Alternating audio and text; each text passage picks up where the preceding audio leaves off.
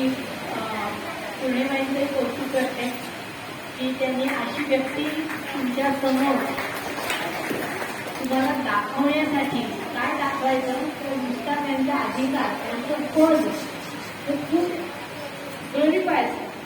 इतक्या मोठ्या पदावर काम करतात ते अधिकार असतात तर त्याच्यावर कामही खूप असतं, त्याच्यावर जबाबदारीही खूप असते आणि तिथपर्यंत पोहोचण्यासाठी त्यांनी जो त्यांची जीवनी सांगितली, त्यांचं जीवन त्यांनी उलगडून सांगितलं ते इतकं स्फूर्तिदायक आहे. स्ट्रगल आहे, कष्टाशिवाय कुठलीही गोष्ट मिळत नाही आणि जी बिना कष्टाची मिळते ती कधीही टिकत नाही. त्यामुळे मनापासून प्रामाणिक 100% प्रयत्न आणि 100% कष्ट ही त्यांच्या आयुष्यातलं मोठं काम आहे.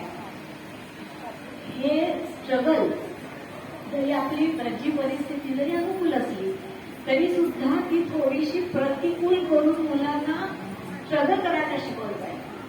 त्याच्यासाठी अशी गरज आहे त्यांनी त्यांच्या जे घरचं वर्णन केलं हे त्याच्यातून अशी एखादी मोठी व्यक्ती धडाडीने उभी होते.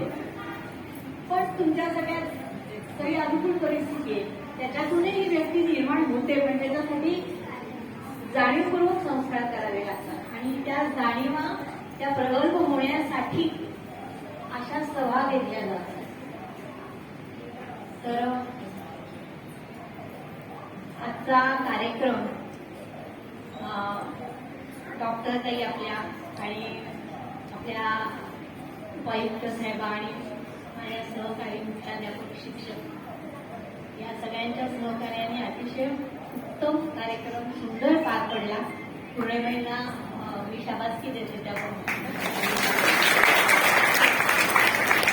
अतिशय सजग असतात की शाळेमध्ये काही वेगळं आणि चांगलं कुठे त्यांना दिसलं की ते लगेच शाळेत आणायचं, बोलवायचं, व्यक्ती म्हणा किंवा एखाद्या काही गोष्टी करणं म्हणा तर त्या बाबतीत त्या खूप जागरूक असतात आणि त्यांना त्यांच्या सहकार्याचे उत्तम सहकार्य मिळतं.